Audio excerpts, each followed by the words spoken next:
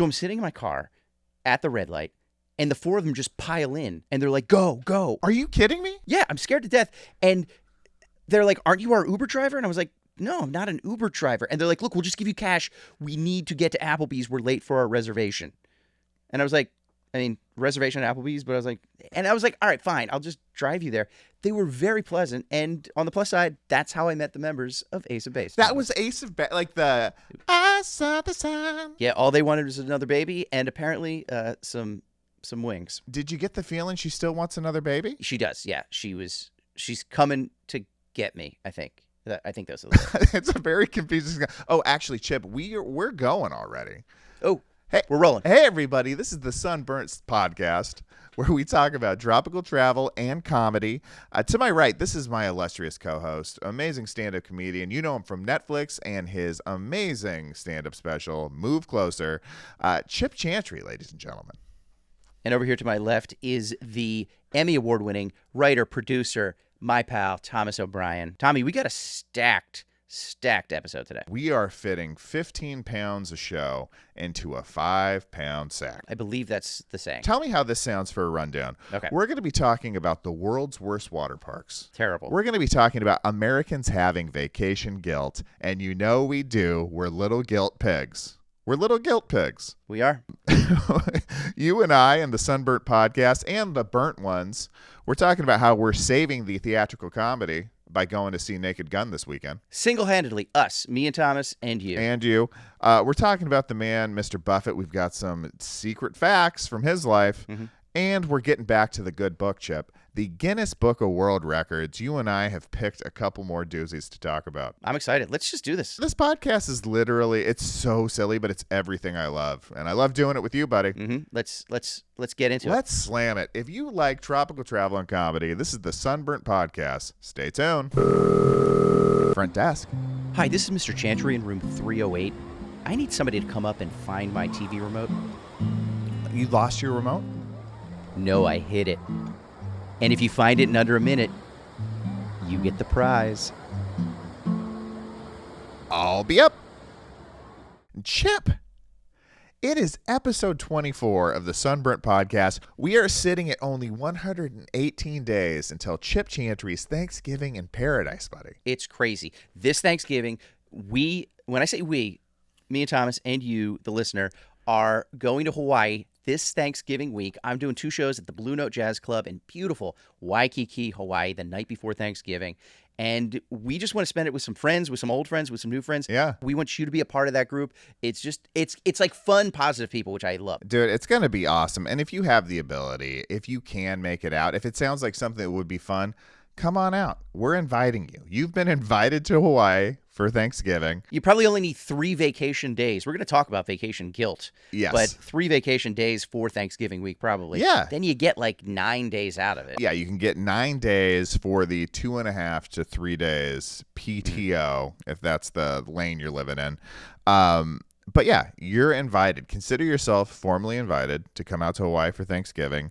You're going to have some friendlies there. You're going to have a fun show you can go to on Wednesday. You get those tickets at sunburntpodcast.com or the Blue Note Hawaii website. November 26th, doing 2 shows so far. We're still putting together the lineup for the day. Yep. The startings of what could become hopefully something we do for years to come. And you can get in year 1. It's like the first Lollapalooza. You know what I mean? Exactly. It's the first Chip Chantry's Thanksgiving in Paradise. And this is a real thing. You can go look it up online. It's happening.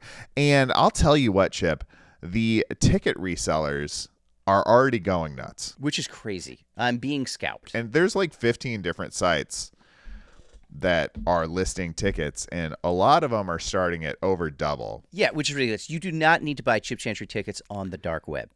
Something you don't need to do. Not yet. Not if you act now. At some point you will. At some point you will have to go through back channels. There it is. That's our little pitch for that. Let's get started, man. We have so much to do.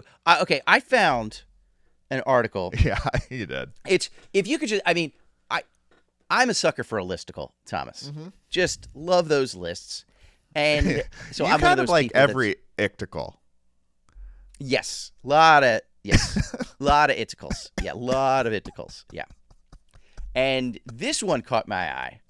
And it's just like, I just love I just something that's so anticlimactic is I can't quote it exactly, but the gist of the article was basically the title was "The 5 Best Water Parks in West Virginia." I believe it was I mean? the Like, 6 best water parks in West Virginia. The 6 best water parks in West Virginia. How is there that many? And obviously there's more if this is the 6 best. I know, that's what I'm saying. Like, how is this not just the 6 ranked in order? It's like the 4 best Arby's in Indianapolis. Like, it's okay. I don't understand why we need this right now in this news cycle. But hey, and so maybe the people of West Virginia have some great water parks. Yeah, there's high elevation there. Maybe they're utilizing the mountains. I don't know. I honestly didn't look into it too much, but I just thought it was a funny article. It's on vacation. It popped up on my vacation feed. Oh, they've got you, dude. They know what's gonna tickle Chip's peepers. Exactly. So then I was thinking, okay, like what would these be? And again, I didn't even look at it, but I thought, what would the worst water parks look like? Like, what if it was a list of the worst water parks in America? Yeah. And we came up with a couple. These do not exist, but we came up with the worst water parks in America that we possibly could. Chip, let's hit it off with number 6, buddy. Number 6, it's James Cromwell's Crazy Crawdad Creek. Look who just opened a new water park. It's every child's favorite character actor, James Cromwell. Kids love James Cromwell's work in films such as L.A. Confidential, The Green Mile, and of course the 1999 John Travolta vehicle, The General's Daughter. And now James Cromwell is back with a water park as grand as the 2016 epic historical war drama, The Promise, that featured Mr. Cromwell, or Uncle James Cromwell to the kids. James Cromwell's Crazy Crawdad Creek does not feature any water slides, rope swings, or lazy rivers. However, James Cromwell's Crazy Crawdad Creek is an Olympic-sized swimming pool with 10 lanes for children of all ages to swim laps using any stroke they choose. Butterfly stroke not allowed. Oh, I love it, dude. I love it. The alliteration in that name. James Cromwell's Crazy Crawdad Creek. Fantastic. What child doesn't love the work of James Cromwell and would be begging their parents to go to this Olympic-sized swimming pool just to swim laps? Sounds like they get to use a lot of imagination, too, which is something James brings into the world. They have to. Number 5. It's a pregnancy-themed water park called Broken Waters. Yeah, I can see that. I can see that water slide just being very dark and then opening up into light. Contraction caves could be a lot of fun for the kids. Yeah. Not only are they getting wet and splashing in the sun, they are learning about reproduction. And all the husbands just get to go float in the lazy river. In the lazy river, smoking cigars. Hit me with number 4, buddy. The number 4 worst water park in America, Buzz Bixby's All-Electric Waterworld. Most water park rides rely on boring old gravity to power their water slides and other aquatic attractions, but not Buzz Bixby's. It's the world's first ever all-electric powered water park.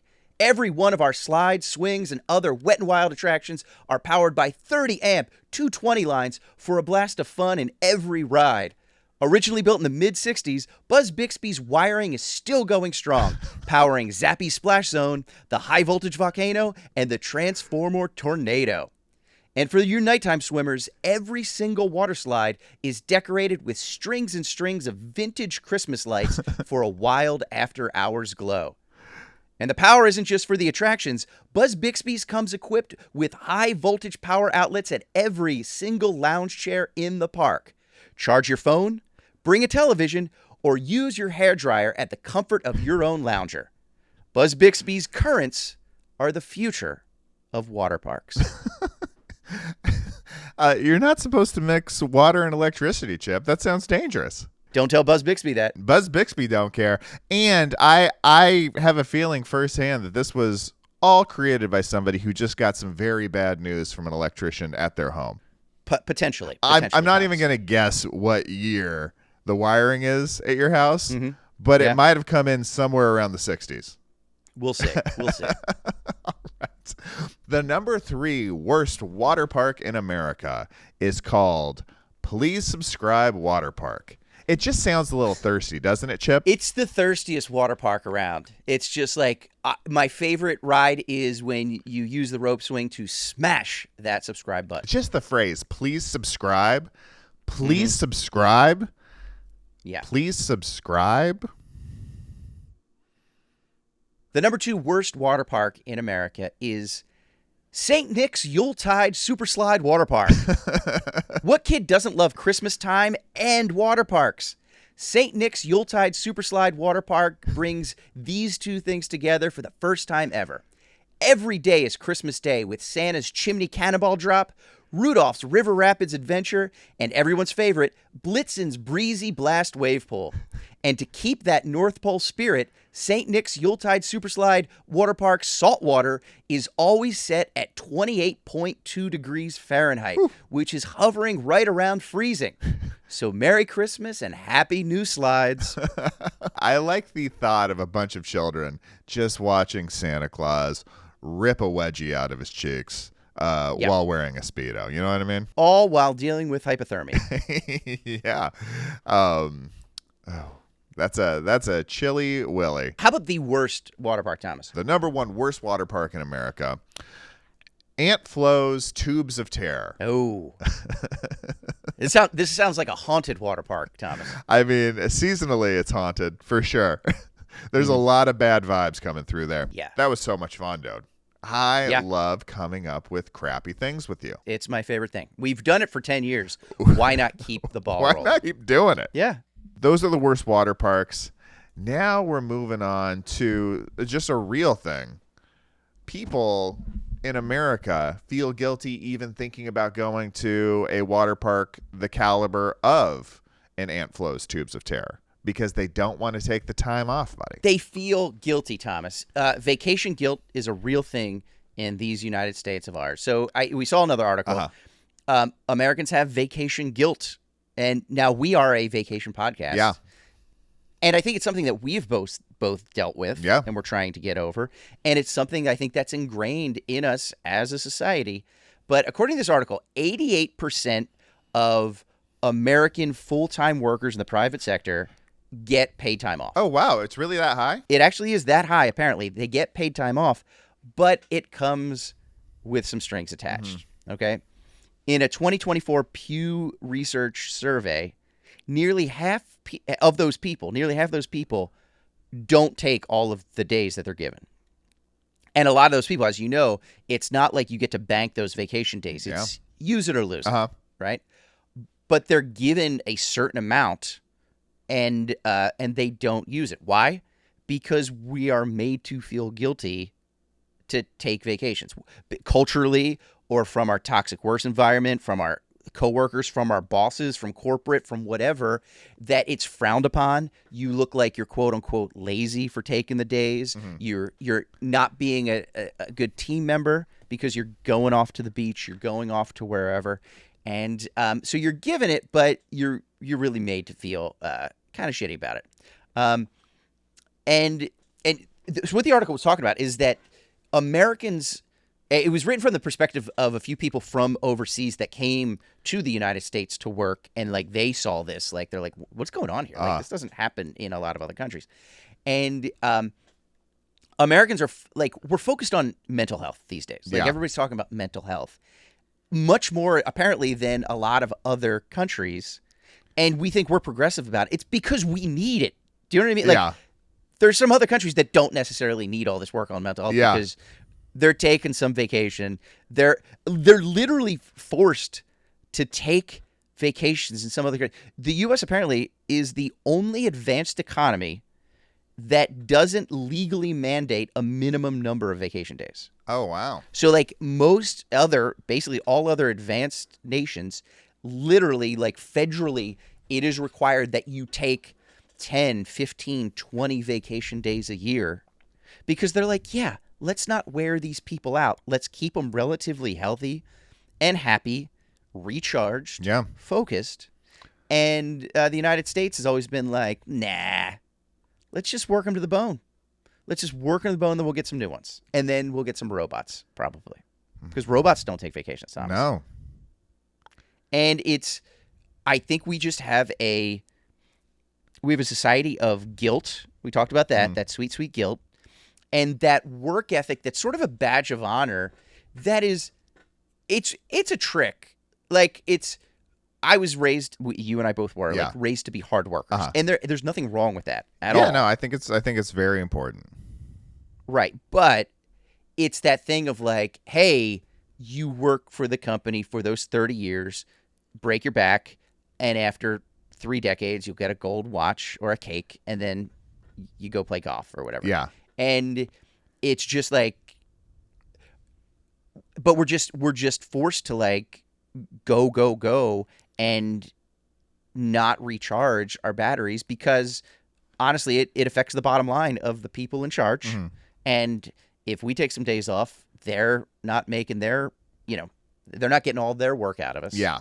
And so there is a culture, whether it's consciously or subconsciously, to make us feel bad for taking days off. Yeah, we know it exists, and I think it's only compounded by, we were talking about paid time off, but a lot of companies have shifted to an unlimited time off, which is just like, you're never going to get any time off.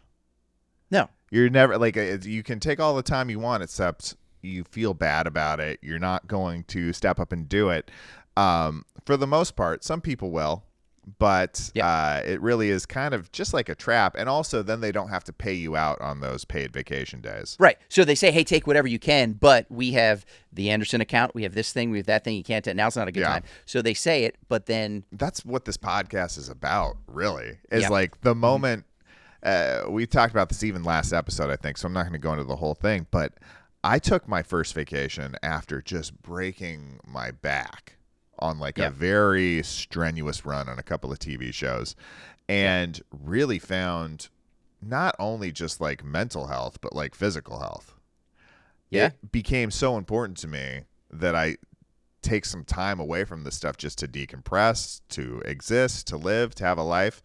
And it's something that until I experienced it, I didn't know I was missing it. Right. So it's like now that I've had the medicine, like I can't pretend like the medicine doesn't exist. It's something that in the long term is beneficial because you're just going to burn out. Yeah. You're going to get bitter. You're going to get tired. You're going to get sloppy. And it's like I get the bottom line thing, but it's like you need people to come back refreshed, like excited to work again if you're going to have a company. And it just it doesn't make sense to me. And like I've really tried to work on being more productive. Yeah. Like you and I came from years of teaching. We worked on TV shows, strenuous schedules. I work well in that situation. When we have a deadline and we have to work 12, 14-hour days, you were doing even more than that. It's strenuous, but I work well in those confines of like this, and this. I like structure. Yeah. And then when I'm doing stuff like this, the podcast, with some writing projects, with stand-up, there's less structure. So then I feel guilty if I'm not constantly working or being productive. Uh-huh. And then what I realized is I'm also not being productive with my relaxation. Yeah. Like relaxing, rest is productive. Uh-huh. Like taking a few days or a few hours or whatever it is to be like, all right, today is a day off. I'm just going to recharge my batteries. I'm going to rest. I'm going to do something I love. I'm going to do a hobby. I'm going to go travel somewhere. That's productive. Because how many times do you do that thing where you're like, hey, I need to get these things done. I'm always feeling guilty because it's like I have this podcast. I have a couple other writing projects. I have the stand-up. I'm doing some of the other things. And like I feel like I'm robbing Peter to pay Paul. And then I'm like, oh, I should be working on the podcast, or oh, I should be doing this thing. And then sometimes like I'll sit there and I'll be looking at my phone or whatever. And I'm like, that's not relaxing. Uh-huh. Like if I would have just said like, all right, Tuesday afternoon, I'm just going to take for myself and I'm just going to relax. And then I come back Wednesday morning, like ready to hit the ground running.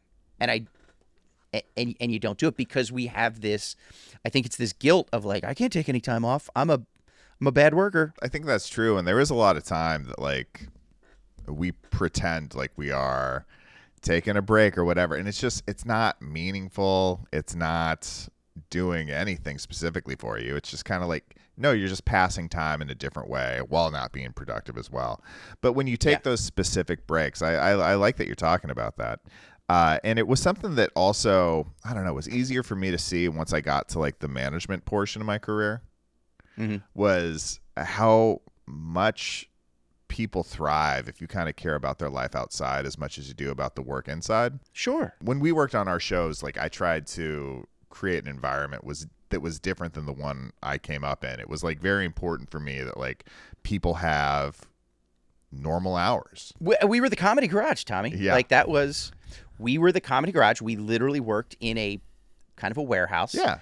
And Friday afternoons were for Starbucks and hanging out. And we got our work done. But no, it was a prescribed. We generally knew when we were coming in, when we were going out. That was very important.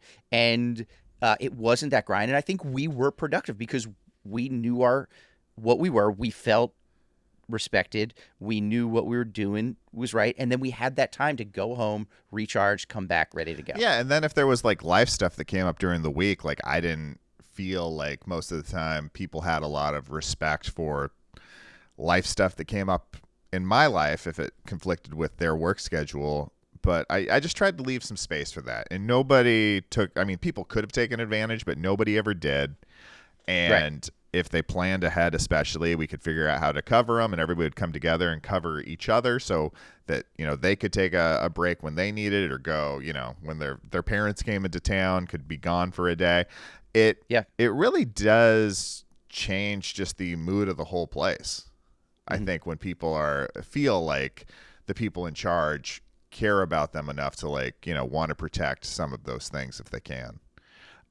So yeah, I mean, it's no surprise. It's definitely the way the world is. To a certain extent, it's the way the country is, because I think a lot of people in the world are doing that. Like they take that, like over in Europe, like they're taking the summer off, or they're taking a month off at a time to travel or whatever.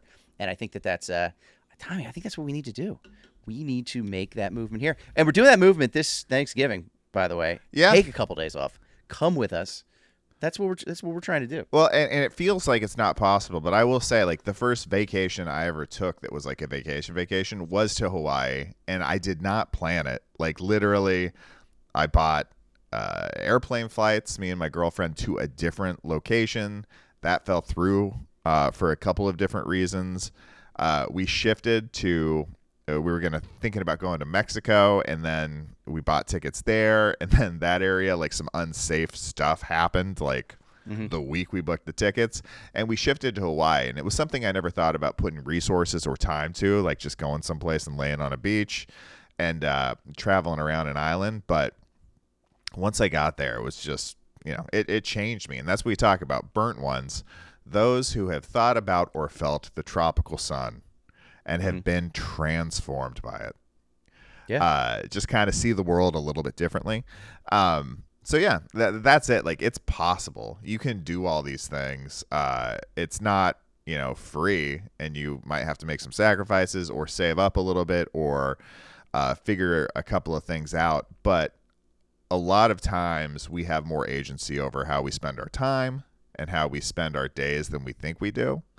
And part of it is this system that has just taught us, like, even when you have on a spreadsheet days that you have earned off to be paid for, 40% of us won't take those days.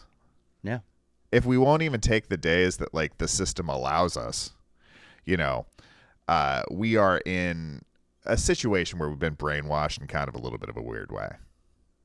We really are, and that's what is kind of ground into us. I'll tell you one thing: if you're not going to take all of your vacation days, I'll take them for you. Give them to me. If you're not going to use them, I'll gladly take them from you. So feel free to. I don't know if it's a Venmo situation. Yeah. I don't know if you can Venmo a vacation day. You can Venmo the money value of a vacation day. Yeah, I guess you could. But yeah, I want that day though, so I want you to just somehow send me that day, gift me that day off, and I'll take it. Because I need it. Chip needs it. And speaking of guilt, have you ever woken up from a dream and just felt so relieved because you did something to feel guilty about in that dream?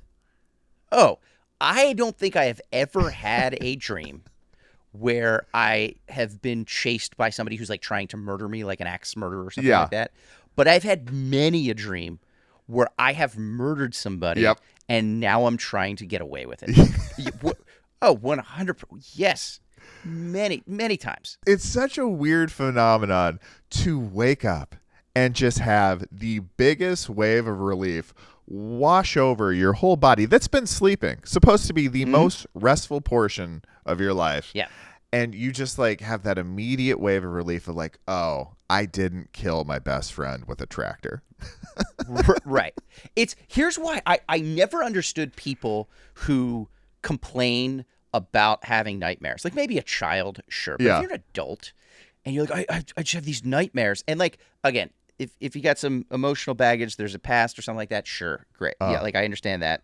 But for your average Joe who's like, I had the worst dream last night, good. Then you wake, that feeling of relief should negate all of that. What's way worse is like having a wonderful dream where everything's going great and then you wake up in your life. Yeah. That's awful. That's the worst. Yeah. Where it's just like, oh my God, things are going great. Oh no, it's just me again. No, yeah, that's the dichotomy. It's like when a Thursday feels like a Friday. And then you got to look at that. That's what it but is. when a Friday feels like a Thursday. It's a good feeling. It's a good feeling. Then you're just dancing on into the weekend. It is. So it's like that negative that turns into a positive is much better than the positive that turns into a negative. I think that's why I love horror movies. Yep. That's why I love true crime documentaries. That's why I love just watching footage and documentaries about natural disasters. And that's why we love our wives. Exactly. Because you turn it off and then we're back to our blissful, wonderful lives. Yeah. All that horrible things, they happen. And now I get to move away from that in my great life and have a cookie. Yeah. You know, it's just, it's much different. Yeah, but I enjoy a good nightmare, Thomas. A little salt can make the sweet stand out, you know? You need the sea salt for the caramel to pop. We absolutely do. And speaking of pop, that makes me think of popcorn. That makes me think of movie theaters. We are free associating right now, Thomas. We're seeing Naked Gun this weekend. Saturday, August 2nd. Yep. I think I get the date right. Yeah, Saturday, that August feels 2nd. right. That feels right. That's right in the wheelhouse. We're going this Saturday. Sunburntpodcast.com. We've set up a couple of different screenings to point us and the burnt ones to in different locations. It's just a fun opportunity to save the theatrical comedy because we miss them so much. Some of our best memories of all time, you know, as people who ended up getting into comedy as a profession, we just have these moments in the theaters watching these comedies with other people that it's just some of the best memories I have. And a lot of young people aren't getting that opportunity because there's just so many fewer comedies. There's so many fewer huge comedy stars. There's so many fewer just silly, wacky movies that people get to go see in the theaters. And when they do come out, when Hollywood gives us something, we're not sure if it's going to be good or not yet. We hope it's going to be fantastic. But when Hollywood gives us something that feels like it's in a bullseye for us, we're going whole hog into it. And we want you guys to come with us because it's fun to see these shows or see these movies in a packed theater. Especially with a group of friends. Like I'm just very excited about that, to see some people. I have a group coming this Saturday at 5:30 in Center City, Philly. We're going to a little theater to see The Naked Gun. You have a group in LA. There's a group in Chicago going. We have some Nebraska people who are going. So it's like we're starting a movement. And this is our first one. I'm excited that it like picked up so quickly. Yeah. And we have, I'm going to say dozens and dozens of people across the country under the Sunburnt banner going to see The Naked Gun this Saturday. So join us. Go to the website and find those locations, find those times, and join us. Or maybe, hey, are you in Arkansas right now? And you're like, well, what about a screening in Little Rock? Get one together. Throw on a Hawaiian. And get a friend, get 3 friends, get 10 friends, go to that, take a picture outside the theater, send it to us, and we would love to see you join the movement. Yeah, and afterwards, if you want to hang out with people, we've tried to put these theaters where they're close to, a bar or a restaurant or someplace people can easily gather. We're not like throwing a party. We're just like pointing out these are some nice spaces to go. In New York City, we put a couple of the tiki bars that we stopped by a couple episodes ago as, places that are close to these theaters. If you want to stop by there, bring your friends or meet some new ones, throw on your Hawaiian, head out to the theater, have a great time there. And then if you want to, go grab a drink or a bite at one of these places. And we're just trying to make a nice afternoon while doing a good deed. And that is single-handedly saving the theatrical comedy. We're doing it, guys. You're part of that movement. Yeah, you definitely are. We can't do it without you. No. So come on out. I'm just excited about it, dude. I've invited some friends. Me and the wife are going. It's going to be awesome. People come out of the woodwork, too, because I was like, when we first did this, I was like, oh, am I going to get anybody to go with me? Am I going to go by myself? Yeah. And immediately, I just sent it out to a couple people, and like everyone was like, yes, I'm in. I can't wait to do Nobody this. invites anybody to do anything anymore. It's very easy. We are all lonely and we don't know it. That's another thing, too. It's like taking those days off, those vacation days, just taking those times, going out, like go to the movies, go do an activity, get together with people. That's the one thing I realized during the pandemic. I thought, because we were kind of locked down during the pandemic, I think you were the same. And it was like, I just had this idea that everybody was out there in the world having fun without me. Yeah. And I was just, by choice to a certain extent, I was just staying home, but everybody else was out there. And then I realized that like my friends, they're like, yeah, we don't go out anymore. We don't see anybody do anything. And it's like, oh no, we can do this. So you take the initiative and then it's like, you guys want to get together and go to this movie? You want to get together, go to this bar? And they're like, yeah. And like everybody's so psyched to do it. So, and then you get to curate those friends. I've got to introduce some friends to each other. So then they're like burnt ones now and just like, they're just cool, nice people. And because I have that, I get that thing. I think you do too of like, before I go to like a movie or like I used to love going to concerts. Yeah. And now I just there's something in the pit of my stomach anymore. I'm like, I got to like ramp up for it. A little bit, I'm like, I don't want to go through this hassle doing it. And then you go and you have the best time. Yeah. You have the best time. And also it's so easy with a movie. Like the tickets aren't that expensive. I mean, they're more expensive than they used to be, but comparatively, it's not like a big risk. And you can invite people. If they don't come, who cares? But it's nice to be invited. And it's invited to something fun. Like, who doesn't want to go see Naked Gun this weekend? Everybody wants to go. Yeah. Yeah. So let's do it. Let's do it. We're cooking it up. And also... So check it out at sunburntpodcast.com. Yeah, we have a movie screening section. If you go up, I'm sure we'll put it in here somewhere. And then also, on the flip side, we've got the laughs, and then we've got the screams. On Sunday, if you want to make it a double dip... Chip and I both had the pleasure from the good folks at Neon of seeing the new Together horror movie, Allison Brie, Dave Franco, and it's great. I was surprised. I started reading up a little bit more about it, and then a lot of people were calling it body horror, which that's something that it usually doesn't necessarily attract me or interest me or like it's something. And then I guess like when I was like, I guess it is a body horror film, but like, man, what a great just like fun way, just a diversion. I felt like I was out in the woods with them for a while. Yeah. It was a fun movie, also horrifying, and man, just what a ride. Yeah, it's execution heavy. It really is. If you care about horror movies and how they're put together and have opinions about that stuff, just the execution of Together is off the charts. And the acting is such high level for this, probably budget range of horror movies. Like Allison and Dave absolutely crush it. They kind of crush everything they do, but like to have that level of acting in this movie, along with the execution of the horror elements and the storytelling, it really is a special one. So we're seeing every theatrical comedy, and then we're putting the creme de la creme of horror movies that are coming out. And it's Together. And then the week after that, we have Weapons. Yeah.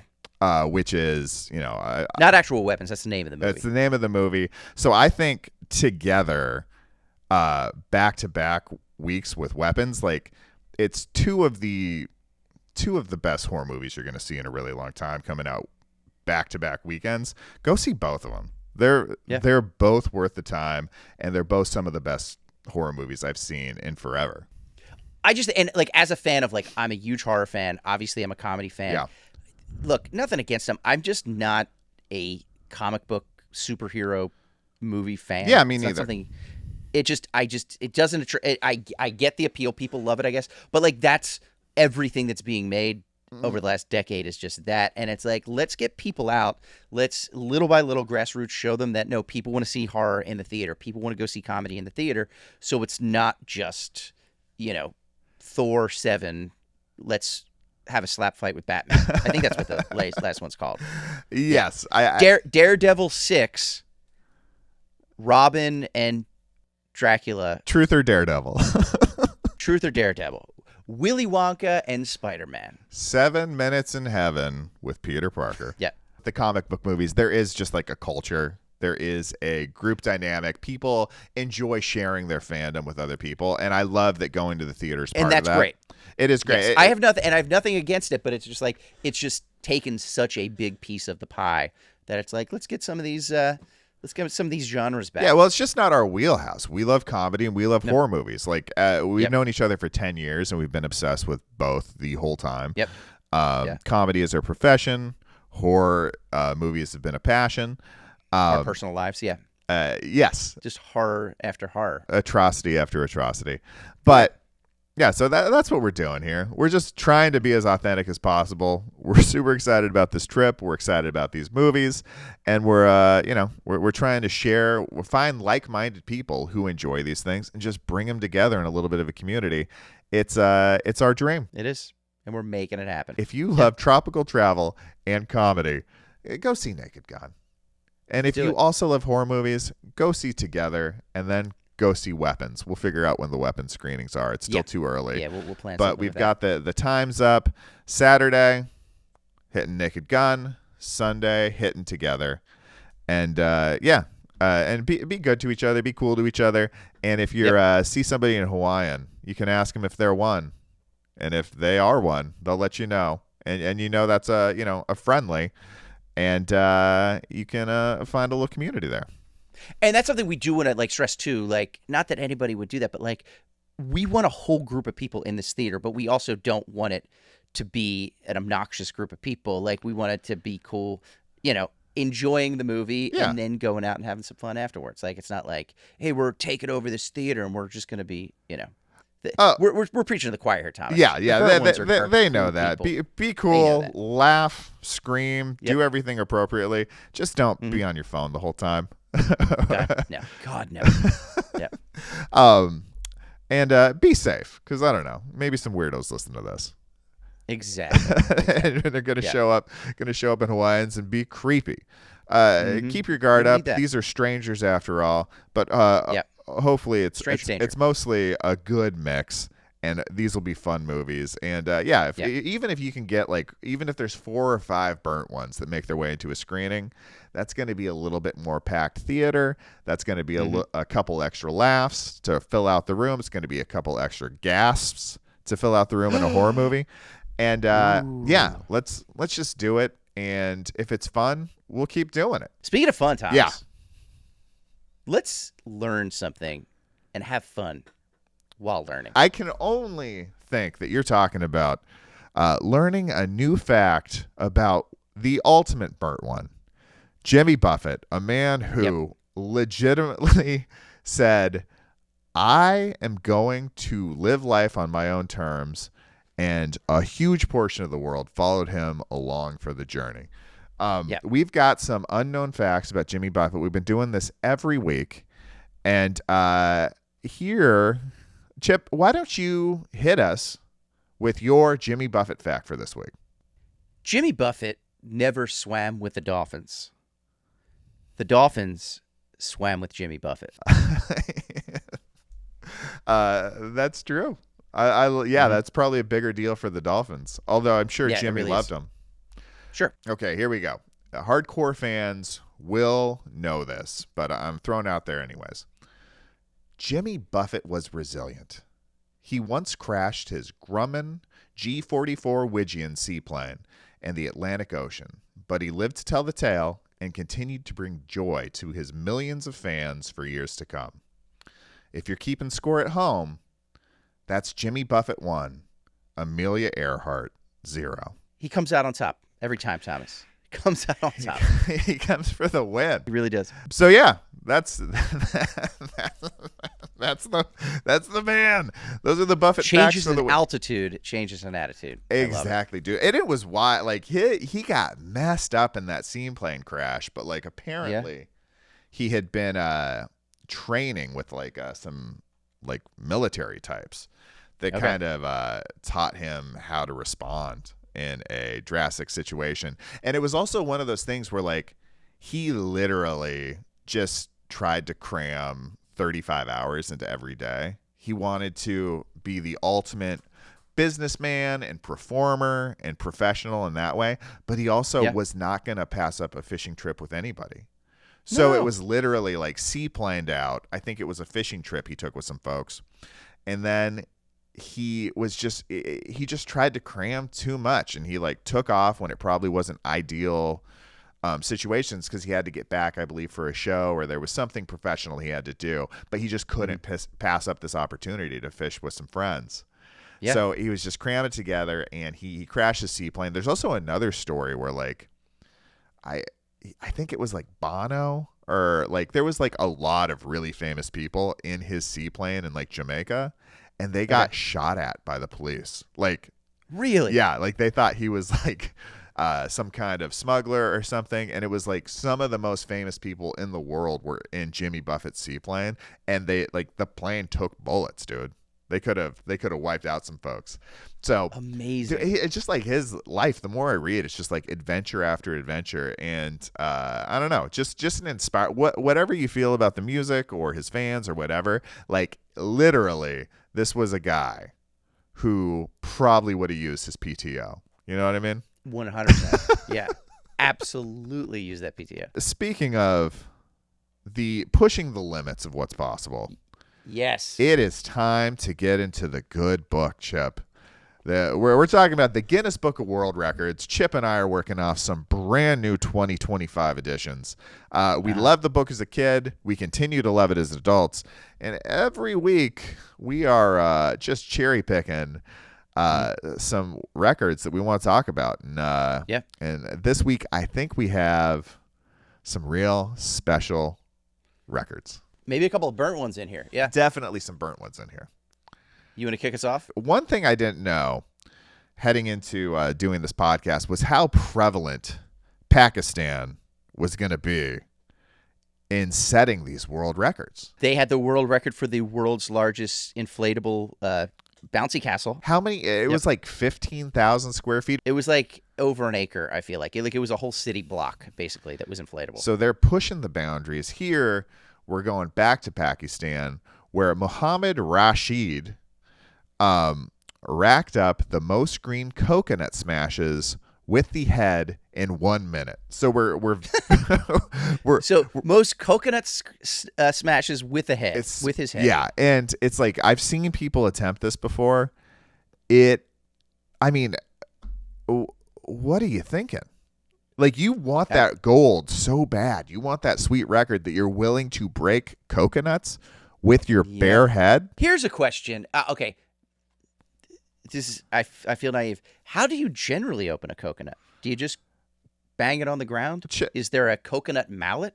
Yeah, no, I mean, I think it's machete. I think it's like a machete. Oh, like a machete. Sure. Yeah, okay, You use a machete, and then like you can also use rocks or something like that. And yeah, I'm sure there's like a mallet puncture technique with a sharp rock. But sure. That's and if all else fails, that's serious business. The noggin. Yeah. That's serious business. And I think green coconuts, I'd have to imagine, or I hope that means they're young and maybe a little softer. Sure. But this guy is just banging. He's banging. And I believe the record is in 1 minute, Chip, this guy smashed 43 coconuts with his forehead. I mean, that's a lot of coconut water right there. That's a lot of pina coladas there in a minute, dude. That's more than a bartender can handle. That's for That's sure. some coconut water on the brain is what that is. Yeah. Yeah, and this guy, he's also a black belt martial artist. Of course. Okay, that makes sense. And because, okay, only a black belt martial artist. Like, I've never had a task where I was like, I should use a machete for this, and then be like, you know what, instead of the machete, let's use my forehead. Like, that's never once ever happened, where I need a giant knife, and I'm like, put the knife away, gonna use the head. I mean, you just have a record fever. You need that next record at this point if you're smashing coconuts with your head.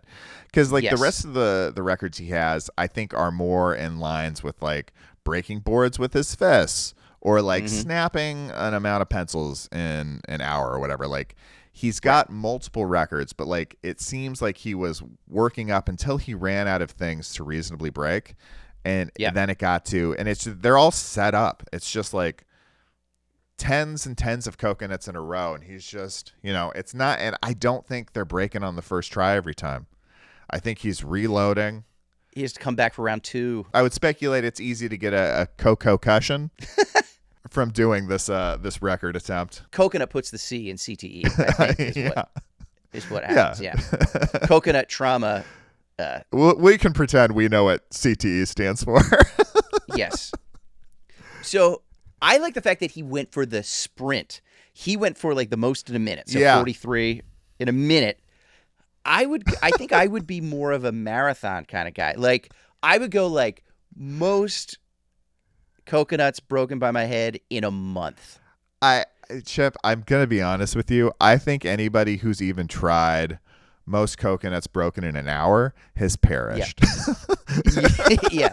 Just most coconuts broken by your head in a lifetime. If you could win a record, a world record potentially for breaking things, what do you think that could be? I think hearts that's the first thing that I think of. It's just breaking hearts. The first thing I think of is promises. I think I could. Yeah. I think I could break a world record amount of promises. Wind. Yeah. Breaking wind. There's not a lot of tough produce that I am willing or able to break with really honestly any part of my body. It's not my path, but it was for Rashid, Pakistan's own, and for that I give the Sunburnt salute. Hats off. Hats off. Probably because you can't fit one on your head. Yeah, until the swelling goes down. Hats off. Hats off to you, buddy. Yeah. That's a great one, Thomas. Vaguely tropical. It kind of fits. Coconut, sure. Yeah. Yeah, it's like mine is relatively tropical. Oh, let's hear it. It's also absurd and unnecessary. Perfect. Okay. This is the record for the fastest speed volcano surfing. Okay. The fastest speed for volcano surfing. Okay. What's volcano surfing? It's exactly what you think it is, Thomas. Okay. By the way, volcano surfing does sound like a euphemism. Be like, oh, man, I am not feeling good today. I was up all night volcano surfing, if you know what I mean. Yeah, I got a little too hot to the magma, if you know what I mean. Exactly. It is just too much volcano surfing. If I'm saying his name correctly, Chase Boehringer. So, again, it's always that CH name. Chase, Chad. I know I'm Chip, so I can't talk too much. But, these guys doing these crazy things, Chase Boehringer. Okay, well, and also, his last name is very close to Boehringer. Yes. So I think maybe... And it could even be pronounced that way. Yeah, maybe he felt compelled to go to the extreme. He has to be less boring. He does not want to be the boringest. I will tell you that much. Yeah. And he definitely isn't. Uh-huh. So he has the world record for the fastest speed while volcano surfing, which literally means surfing down the side of a volcano. Holy cow. He went 27.96 miles per hour. No, it's too fast. Yeah, he's going almost 30 miles an hour down the side of a volcano on some sort of surfboard situation. Okay, that sounds like falling, Chip. Basically, that's what he is, just plummeting to his death.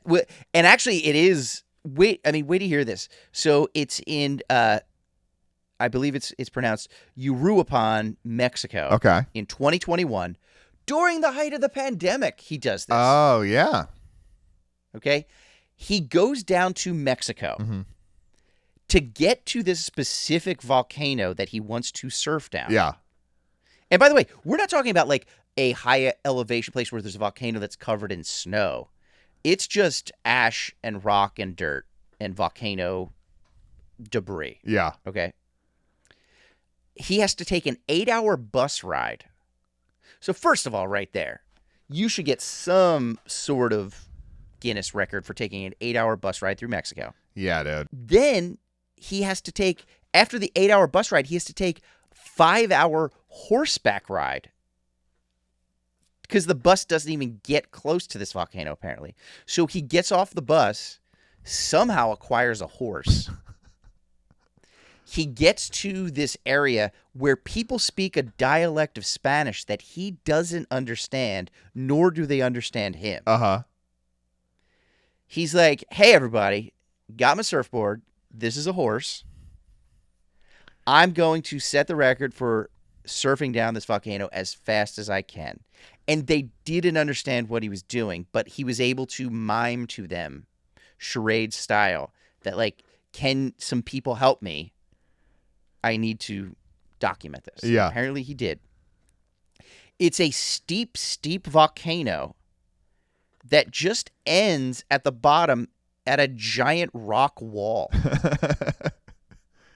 So he's just going to surf down, and it's not like you wipe out into the waves or the sand. Yeah. It's, first of all, he said it was hard getting started because I guess you would go slow on the ash. The ash was kind of, it didn't go that fast, but then you get into the harder rock and you're just moving. Uh-huh. And then he knew he was basically just going to have to bail either into a rock wall at 27.96 miles an hour or like jump off right before he hits the rock wall. But he did it. By the way, it reminds me of that saying. I don't know if you've ever heard that saying. I think it's attributed to Groucho Marx, but so much is. But it's about comedy. It's this saying about how when it comes to amateur comedians or amateur casual comedy fans, it's funny when you dress a guy up like an old lady, put him in a wheelchair, send him down a ramp towards a brick wall. Yeah. But for a true comedy fan, it has to be a real old lady. So apparently he does this, clocks in 27.96 miles per hour, gets the record, but then crashes at the end. He knew he was going to have to. Spent 3 weeks with intense back pain. Of course he did. Of course he did. Of course he did. And then apparently went to this, I think it was like a shaman or some sort of medicine man in the area. And basically they had him float in this like freezing cold water, not unlike St. Nick's Wild Yuletide water park. Yeah. But apparently this cold water that he like floated in for maybe like a couple hours. And apparently he came out of this water feeling totally refreshed, no back pain anymore. Wow. This dude Chase is a burnt one. Yeah. That could have been seriously injured. And it sounds like he was, but apparently was healed by the locals. And he set the world record for fastest speed in volcano surfing, which, Thomas, isn't actually a thing, I don't think. No, it's not. Like, that's the thing about world records. Like, you can run the fastest mile. Yeah. You can climb a skyscraper the fastest way. Yeah. You can crack however many coconuts you want to with your head, right? I have a feeling he might be the first one to ever surf a volcano. I don't know. I didn't do the research into that, but like, it doesn't sound like something that a lot of people do. But he's like, I'm going to do it, and I'm going to do it the fastest. And I'm going to do it fast. Yeah. Volcanoes are hot. Yeah. I'm fast. Mm-hmm. We'll put those two things together. Hot and fast. Yeah. Hot and fast. Volcano surfing. Hats off to you, Chase. Well, buddy, I think we're running out of time here, man. I think we just set the world record for the most packed podcast ever. We really jammed it in there. We hope you enjoyed the jamming. This is the Sunburnt podcast where we talk about tropical travel and all things comedy. Until next time, stay burnt. Front desk. Hi, this is Mr. Chantry in room 308. I need somebody to come up and find my TV remote. You lost your remote? No, I hid it. And if you find it in under a minute, you get the prize. I'll be up.